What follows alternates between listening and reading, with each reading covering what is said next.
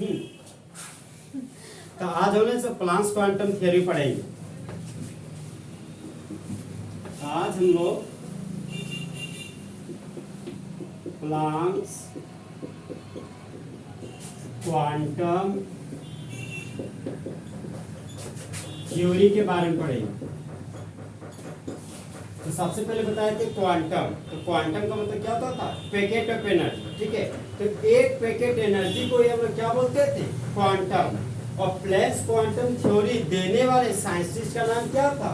Max Planck's. क्या था? Max Planck's. हम लोग बोलते हैं एक एमपी, अरे मध्य प्रदेश, एक होता है यूपी, उत्तर प्रदेश। तो इसी तरह एमपी है हमारा प्लांक्स क्वांटम थ्योरी। एम से मैक्स, पी से प्लैंक्स। तो कब दिए थे? 1900 सेंचुरी में। कब दिए थे? 1900 सेंचुरी में। इनका थ्योरी किस पर बेस्ड था? ब्लैक बॉडी रेडिएशन पर। किस पर था? Black body radiation. अगर आप व्हाइट बॉडी रेडिएशन लीजिएगा तो ये थ्योरी वहां पर एप्लीकेबल नहीं होगा। आप ये भी देखते होंगे कि हम लोग को बोला जाता है कि गर्मी के समय में काला कपड़ा ना पहनना चाहिए, नहीं पहनना चाहिए। हाँ, उसके पीछे वही वजह है। ये हमारा ब्लैक बॉडी थ्योरी पर वो भी रिलेशन रखता है। ये हो गया मेरा ब्लैक बॉडी। मान लीजिए काला कलर का कपड़ा ही आपका सनलाइट गया गया गया यहाँ इस पर पड़ा, तो हम लोग सोचे थे अगर ये व्हाइट बॉडी रहता तो ये सनलाइट चाहे इसको रिफ्लेक्ट कर देता है, चाहे इसे ट्रांसमिटेड हो जाता। समझे? लेकिन ये ब्लैक बॉडी क्या करता है? बोलता है कि जो सनलाइट आ रहा है ना, वो तो अपने से होके तो आराम से जाने नहीं देंगे, और इसको अपने से दूर भी नहीं आने नहीं देंगे, मतलब इसको रिफ्लेक्ट नहीं करेंगे। समझे? तो ये क्या करता है कि 100% पहले आने वाले सनलाइट को एब्जॉर्ब कर लेता है। कर लिया, अब एब्जॉर्ब कर लिया, बहुत ज्यादा गर्म हो गया। अब बहुत ज्यादा गर्म हो गया तो इसके पास एनर्जी तो स्टोर है। वो चाहता भैया मेरे पास तो एनर्जी स्टोर है, तो स्टोर एनर्जी को यहाँ से रिलीज करना चाहिए। तो वो अब यहाँ से एनर्जी रिलीज करना चाहता है। तो वो जो एनर्जी रिलीज होता है वो कुछ इस फॉर्म में होता है, पैकेट के फॉर्म में। यही हमारे क्या है? पैकेट के फॉर्म में। बहुत सारा बुक्स इस तरह ना दिखा के रेडिएशन को ऐसे से दिखाता है, लेकिन ये पैकेट ऑफ एनर्जी आपको दिखता होगा बनता हुआ, हमने इस तरह भी दिखाता बहुत सारा बुक। ये भी आपका क्या होता है? Packet of energy. ये जो आपका ये निकला, यही आपका क्या कहलाता था? क्वांटम। यही आपका क्वांटम कहलाता था। मतलब यहाँ पर क्वांटम में देखिए, एक पैकेट, दो पैकेट, तीन पैकेट एनर्जी है। यहाँ पर टोटल 3 क्वांटम है। यहाँ पर भी 3 पैकेट का एनर्जी दिखाई दे रहा है। यहाँ पर टोटल आपका 3 क्वांटम है। ठीक है, और वही कैसे कि मान लीजिए ये तो ब्लैक बॉडी है, तो क्वांटम का मतलब होता है पैकेट ऑफ एनर्जी। एनर्जी के पैकेट को इसी को सिर्फ क्या बोलते हैं? क्वांटम। वह एनर्जी का पैकेट किसी भी चीज का हो जाता है। मान लीजिए गर्म लोहा का भी हो सकता है, गर्म एल्युमिनियम का भी हो सकता है। लेकिन फिलहाल अगर लाइट एनर्जी इस पर पड़ रहा है ब्लैक बॉडी पर, तो ये अगर पैकेट ऑफ एनर्जी अगर लाइट के केस में निकलता है तो उसको बोलते हैं फोटोन। तो क्या बोलते हैं? फोटोन। कि जब लाइट के केस में, जब सनलाइट इस पर पड़ रहा है, उस केस में अगर यहाँ से एनर्जी रिलीज हो रहा है तो उस रिलीज एनर्जी को हम क्या बोलते हैं? फोटोन। क्या बोलते हैं? फोटोन। क्वांटम किसी के लिए भी बोल सकते हैं। मान लिया व्हाइट बॉडी होता तो जरूरी थोड़ी यार कि आने वाला लाइट को कुछ एब्जॉर्ब करेगा, मान लीजिए कुछ रिफ्लेक्ट किया, कुछ ना कुछ एब्जॉर्ब एनर्जी तो रिलीज तो करेगा, कम मात्रा में करेगा लेकिन जरूर करेगा। समझे? जैसे मान लिया व्हाइट बॉडी ले लिए, तो ये सनलाइट इस पर पड़ा व्हाइट कलर के कपड़े पे, तो थोड़ी है कि आने वाले सनलाइट को पूरा तरह से एब्जॉर्ब कर लेगा। ये थोड़ा सा कुछ रिफ्लेक्ट करता है, ये कुछ अपने से ट्रांसमिटेड भी तो करेगा। ये ब्लैक बॉडी क्या करता है कि आने वाले सनलाइट को 100% पहले एब्जॉर्ब भी कर लेता है, ये रिफ्लेक्ट नहीं करता है। उसके बाद जब एब्जॉर्ब हो जाता है तब यहाँ से रिलीज एनर्जी होता है। तो जो रिलीज एनर्जी आपका है वो उसको बोलते हैं हम लोग क्वांटम। ठीक है, अब देखें कि सनलाइट के केस में ये ब्लैक बॉडी वाला थ्योरी चल रहा है, तो उसको हम लोग फोटोन बोलते हैं। Okay,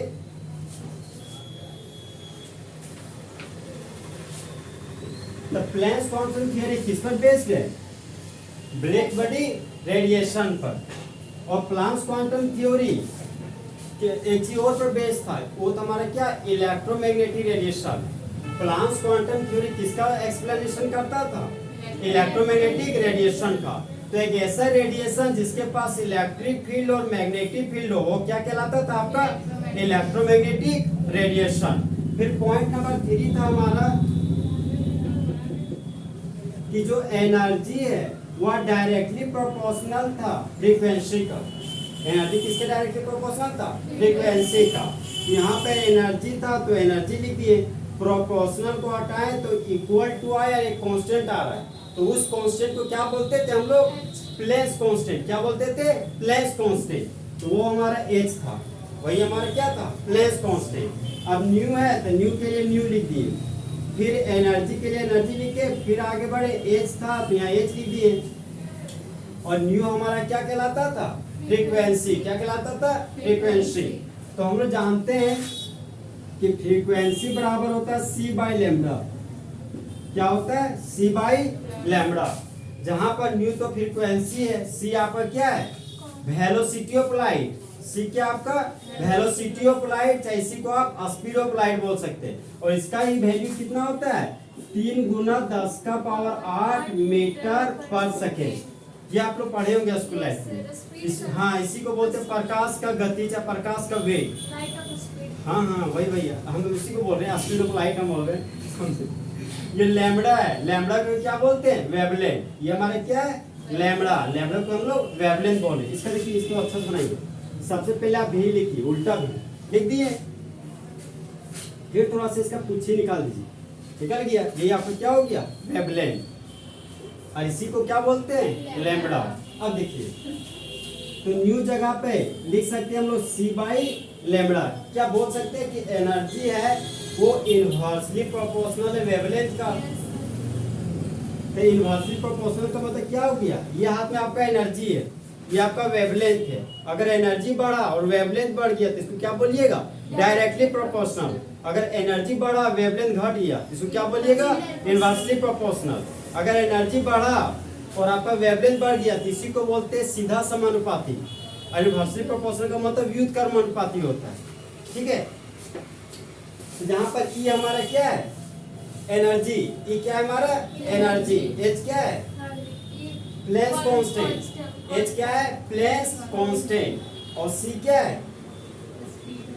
speed of light. और लैम्बडा वेवलेंथ। तो प्लेस कांस्टेंट का वैल्यू बताए थे, क्या था? 6.626 गुना 10 का पावर माइनस 34 जूल सेकेंड। इसी को हम लिखते थे अर्ग में। ठीक है, इसी को बोलते थे 6.626 गुना 10 का power minus 34 KG metre square पर सेकेंड। ये वैल्यू ये बोलिएगा। प्लेस कांस्टेंट का वैल्यू कितना था? बोलिए। 6.626 into 10 to the power minus 34 joule second. अब पॉइंट नंबर 4 आता है हमारा, बोलता है ना कि total amount of energy release और एब्जॉर्ब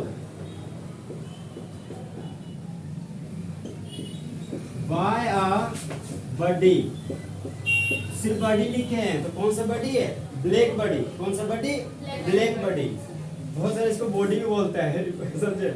जैसा बोलिए आप बोल पा रहे, वस्तु है आपका। ठीक है, ब्लैक बॉडी है आपका। तो बोलता है कि total amount of energy release और absorb by a body is whole number multiple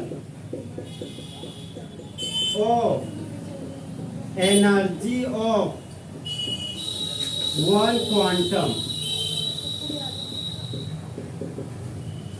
और क्वांटम के जगह पर आप फोटॉन्स भी लिख सकते हैं। ठीक है, क्या बोलता है? बोलता है कि कुल मात्रा एनर्जी का उत्सर्जित हो रहा है और क्या हो रहा है? अवशोषित।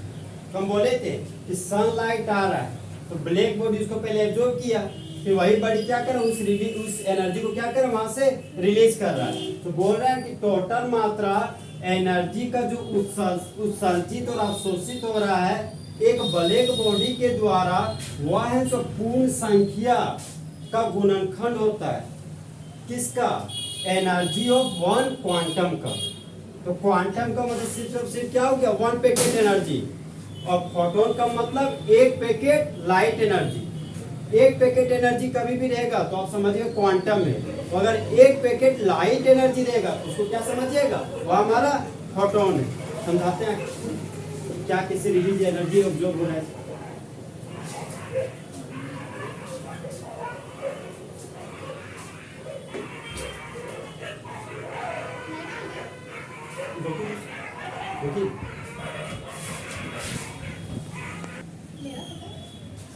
की बात नहीं की। देखिए यहाँ पे बोले कि टोटल एनर्जी रिलीज या एब्जॉर्ब, ठीक है। यहाँ पे मान लीजिए आपको इसे दो तरीके से समझा रहे हैं थ्योरी को, अच्छे से सुनिएगा। ये थ्योरी जो बोले ना वो थ्योरी बार बार बोलेंगे आज के बाद। ये चीज जो बोलने जा रहे हैं ये थ्योरी बार बार बोलेंगे आप। ये देखिए ये आपका एटम है, तो एटम के सेंटर पार्ट को क्या बोल रहे हैं, न्यूक्लियस। और न्यूक्लियस के बाहर का रास्ता होता है सर्कुलर, इसी सर्कुलर रास्ता को क्या बोलते हैं, सेल ऑर्बिट या एनर्जी लेवल। इसे क्या बोलते हैं, सेल ऑर्बिट या एनर्जी लेवल। अब देखिए मामला क्या होता है। तो ये सेल में कौन घूमता है, इलेक्ट्रॉन। कौन घूमता है, आपका इलेक्ट्रॉन। अब देखिए मामला क्या होता है, यहाँ पे मेरा सनलाइट है, तो सनलाइट गया गया गया और इस इलेक्ट्रॉन को अपना एनर्जी दे दिया। अब यह क्या करता है, ये इलेक्ट्रॉन इस एनर्जी को एब्जॉर्ब करके लोअर ऑर्बिट से इधर किधर कम ऑर्बिट से ज्यादा ऑर्बिट की तरह मूव कर गया। देखिए यहाँ पे ये आपका सनलाइट है, ठीक है। तो यहाँ से सनलाइट गया, अब यह इस इलेक्ट्रॉन के पास गया। ये इलेक्ट्रॉन क्या करता है, आने वाले सनलाइट से जो एनर्जी प्राप्त हो रहा है वह एनर्जी आपका रेडिएशन एनर्जी कहलाएगा। आपको पता है कि सनलाइट से आपको रेडिएशन निकलता है, वही रेडिएशन को तो हम बोलते थे इलेक्ट्रोमैग्नेटिक रेडिएशन। इलेक्ट्रोमैग्नेटिक रेडिएशन आपको रेडियो वेव हो सकता है, माइक्रोवेव हो सकता है, विजिबल लाइट, अल्ट्रावायलेट लाइट। तो वो रेडिएशन का कहाँ से निकल रहा है, आपका सनलाइट से। और आप लोग ये भी जानते हो कि विजिबल लाइट से भी, हाँ विजिबल लाइट से भी आपका फिर कलर निकलता है, VIBGYOR, तो आपका विजिबल लाइट से निकलता है टूट के। हाँ नहीं देखिए आपको मान लीजिए आपका इलेक्ट्रॉन है, ठीक है। ये इलेक्ट्रॉन क्या कर रहा है, इस रेडिएशन से जो एनर्जी निकल रहा है वो रेडिएट एनर्जी है, तो वह रेडिएट एनर्जी को वह इलेक्ट्रॉन आपका गेन कर लिया, ठीक है। गेन करने के बाद यह लोअर ऑर्बिट से हायर ऑर्बिट के पास चला गया। कहाँ चला गया, लोअर ऑर्बिट से हायर ऑर्बिट से। यहाँ क्या बोल सकते हैं कि इलेक्ट्रॉन एनर्जी को एब्जॉर्ब कर रहा है। अब देखिए क्या होता है, यहाँ पर जैसे ये पहुंचा 10⁻⁻8 सेकेंड पर रुकता है। यहाँ पर ये जो इलेक्ट्रॉन वो कितना देर रुकता है, 10⁻⁻8 सेकेंड पर। अब क्या होता है कि यहाँ पर पहुँचने के बाद ये फिर रिटर्न आना चाहता है वही जगह पे जहाँ पर वो चला था। यहाँ पर क्या करता है, फिर से इलेक्ट्रॉन जंप कर जाता है आपका फर्स्ट ऑर्बिट में।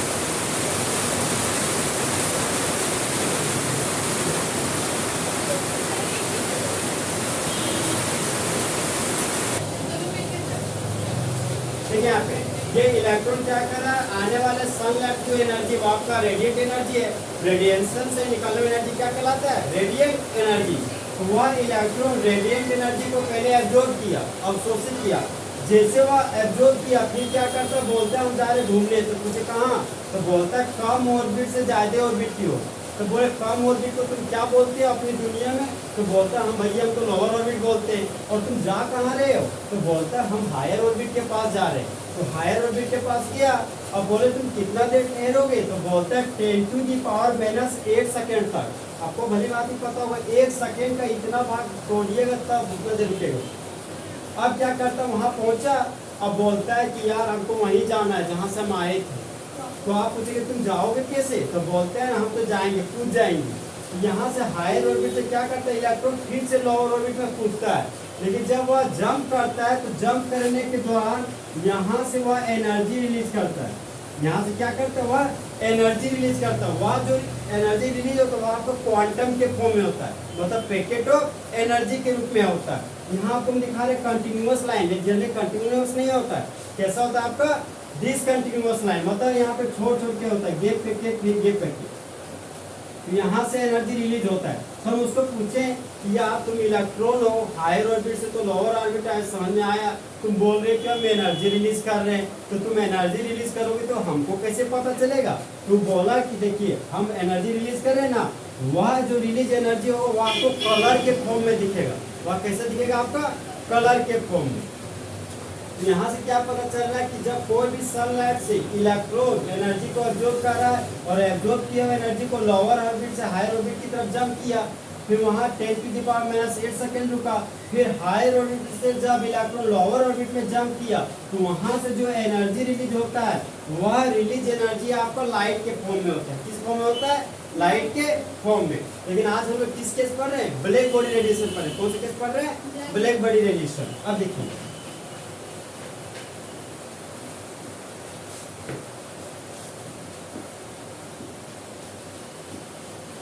ये हो गया आपका ब्लैक बॉडी। आने वाले सनलाइट से जो एनर्जी उसको पहले एब्जॉर्ब किया ब्लैक बॉडी, कर लिया। यहाँ बोले कि टोटल एनर्जी है ना, सो एब्जॉर्ब कर रहा है कौन? Black body. ठीक, अब एब्जॉर्ब किया, फिर जो एनर्जी को एब्जॉर्ब किया वह एनर्जी एब्जॉर्ब एनर्जी को यहाँ से क्या किया? रिलीज किया। तो यहाँ पर हम बोल रहे हैं कि टोटल एनर्जी रिलीज या एब्जॉर्ब वह बराबर है किसके? होल नंबर मल्टीपल के। किसके बराबर? आपका होल नंबर मल्टीपल के। अब ये होल नंबर मल्टीपल क्या तो उसे बोलते हैं? ये सनलाइट अगर ब्लैक बॉडी को एनर्जी दे रहा है ना तो 2 जूल देगा, 3 जूल देगा, 4 जूल दे सकता है, 1000 जूल दे सकता है, लाखों जूल भी दे सकता है। लेकिन ध्यान रहे कि वह डेसिमल में नहीं होना चाहिए। कभी नहीं है कि sunlight 2.5 joule energy black body पे देगा। अब देखिए होंगे जो आपका नल है, पानी आ रहा है, मान लीजिए ये आपका नल है, मान लीजिए नल है यार, ठीक है, नल है आपका, और ये आपका बकेट है, बाल्टी। तो हम बोल रहे कि यहाँ नल से आपका पानी बकेट में गिर रहा है, ठीक है। तो क्या हम लोग कभी ये बोलते हैं कि आधा बूंद पानी बकेट में गिरा और आधा बूंद यही चिपकले रह गया नल में? ऐसा कभी होता है क्या? नहीं होता। जब वो आएगा तो पूरा का पूरा आएगा, आधा यहाँ पे छोड़ के आधा यहाँ नहीं आएगा, पूरा आएगा। इसी तरह यहाँ बोलता है कि जो सनलाइट से जो एनर्जी आपको तुम दे रहे हो ना, वह एनर्जी आपका होल नंबर में होना चाहिए। किस नंबर में होना चाहिए? होल नंबर में। और जो यहाँ से हम एनर्जी रिलीज करेंगे ना, वह भी रिलीज एनर्जी हमारा होल नंबर में, डेसिमल वैल्यू कभी भी नहीं होगा। अब देखिए बोलता है टोटल एनर्जी उत्सर्जित और अवशोषित बराबर होता है होल नंबर मल्टीपल के। फिर बोलता है जो होल नंबर मल्टीपल है ना उसको गुना कर दीजिए। पूछे किससे? तो बोलता है कि एनर्जी ऑफ वन क्वांटम से। अच्छा सुनिएगा, अभी जो थ्योरी बताएंगे इसी से रिलेटेड है, तो थोड़ा सा डिफरेंस है, कंफ्यूज कर जाइएगा, इसलिए बोल टोटल एनर्जी रिलीज और एब्जॉर्ब किसके बराबर? आपका होल नंबर मल्टीपल के। होल नंबर मल्टीपल किसका मल्टीपल? एक पैकेट एनर्जी का। तो होल नंबर मल्टीपल था तो यहाँ पर एन लिख दिए। और एनर्जी बराबर हम लोग पढ़े थे कि एनर्जी बराबर क्या होता है? H new. एनर्जी बराबर क्या होता है आपका? H new. यहाँ पे एनर्जी ऑफ वन क्वांटम के जगह पर ई लिख दिए, और एनर्जी बराबर क्या होता है मेरा? H new. तो यहाँ पर लिख दिए एच न्यू। तो यहाँ पर होल नंबर मल्टीपल था तो यहाँ एच लिख दिए, एच था तो यहाँ एच लिख दिए। और न्यू बराबर क्या होता है? सी बाई लैम्बडा। न्यू बराबर सी बाई लैम्बडा। यहाँ पर लिख दिए न्यू बराबर सी बाई लैम्बडा। अब देख रहे हैं ना कि टोटल एनर्जी जो रिलीज और एब्जॉर्ब है ना, वो तो इनवर्सली प्रोपोर्शनल हो गया वेवलेंथ का।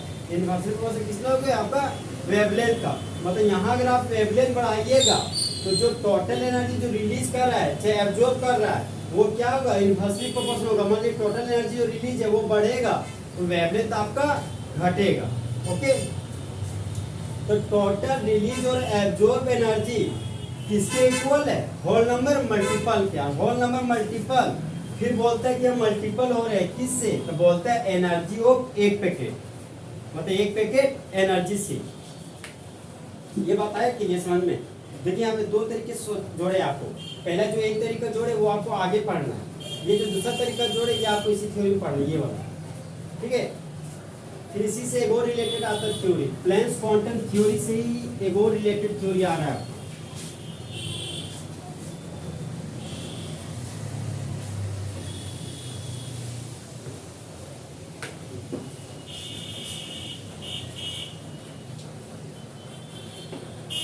एक है आपका Einstein of energy, Einstein of energy.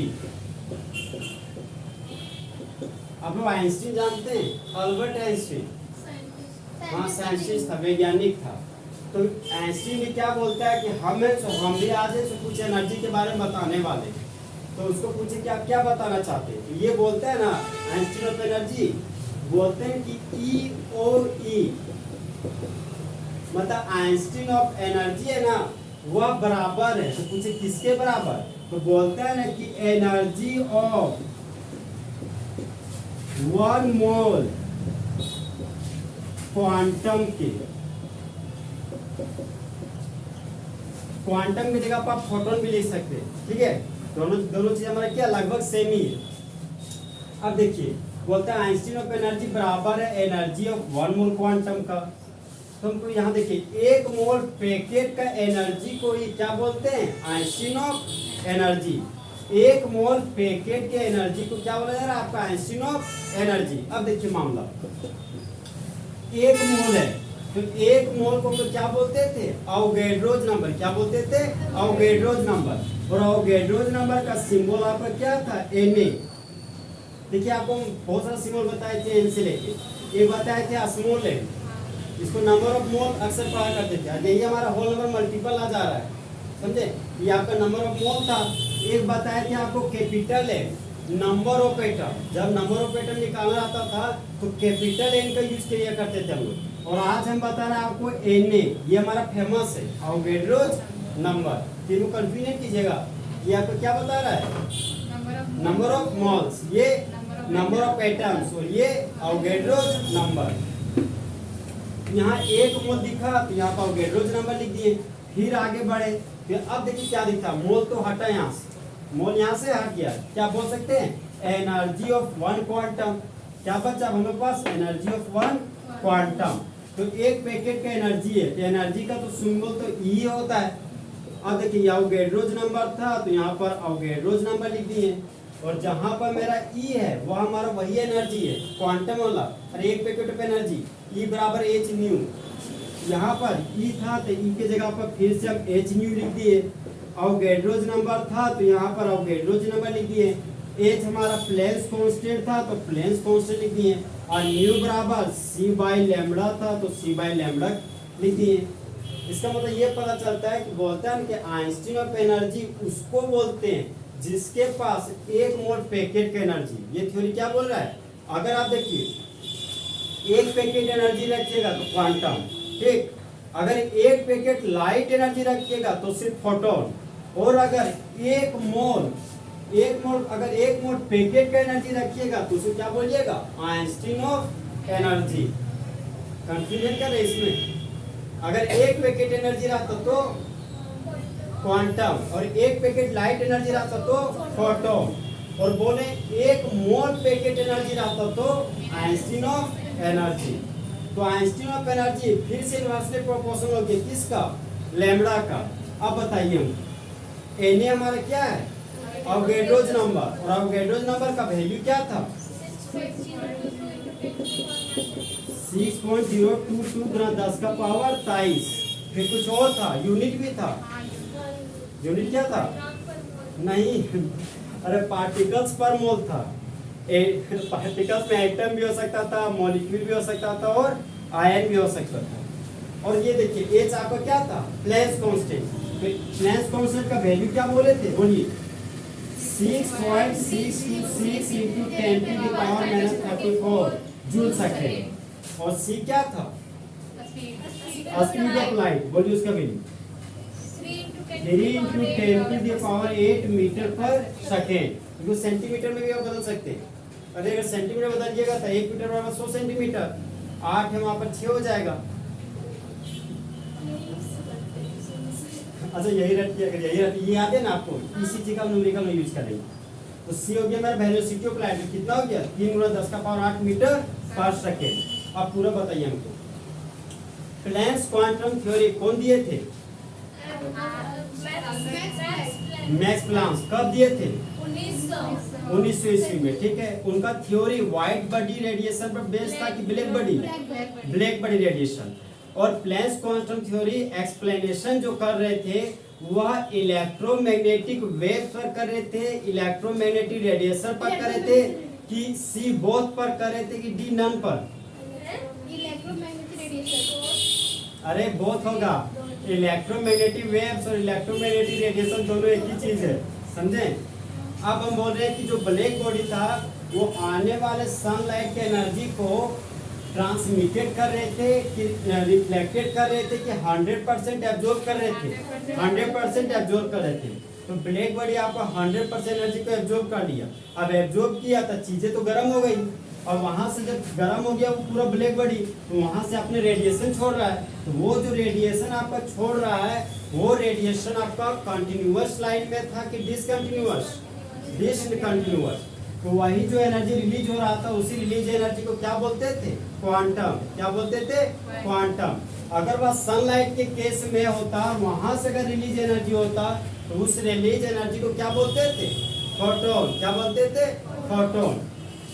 अब बोलते हैं कि हम एनर्जी से डायरेक्टली प्रोपोर्शनल होता है किसका? फ्रीक्वेंसी का। किसका? फ्रीक्वेंसी का। फिर प्रोपोर्शनल हटाते तो दो चीज आता था, पहला इक्वल टू और दूसरा कैंसलेंट। तो क्या बोल सकते हैं? ई बराबर एच न्यू, और न्यू बराबर क्या था? सी बाई लेमड़ा। न्यू बराबर क्या था आपका? सी बाई लेमड़ा। तो क्या बोल सकते हैं? ई बराबर एच सी बाई लेमड़ा, जहाँ एच क्या था और सी क्या था? स्पीड ऑफ लाइट, और लेमड़ा क्या था? वेवलेंथ। ओके, फिर हम आ गए आइंस्टीन ऑफ, हाँ फिर वो चीज बोल रहे थे, बोलते जो टोटल एनर्जी एब्जॉर्ब और जो रिलीज है वो इक्वल है किसका? होल नंबर मल्टीपल का। किसका इक्वल था? होल नंबर, हाँ होल नंबर मल्टीपल का। और होल नंबर मल्टीपल है, वो मल्टीपल हो रहा था किससे? एनर्जी ऑफ एक पैकेट से, मतलब एनर्जी ऑफ वन क्वांटम से। ओके, और एनर्जी ऑफ वन क्वांटम तो वही तो फॉर्मूला यार, ई बराबर एच न्यू। फिर आता है मेरा Einstein of energy. Einstein of energy बोलता है कि एक मोल पैकेट एनर्जी को क्या बोलते हैं हम लोग? Einstein of energy. तीसरा हमारा थ्योरी खत्म हो गया, इलेक्ट्रोमैग्नेटिक रेडिएशन भी खत्म हो गया, प्लैंक्स क्वांटम थ्योरी भी खत्म हो गया। एक न्यूमेरिकल बनाइएगा कि कल बनाइएगा? अरे जैसे बोलिए कल को न्यूमेरिकल जाते पढ़ाना है। अच्छा ठीक, कल बताइए, थ्योरी कंफ्यूजन नहीं होगा।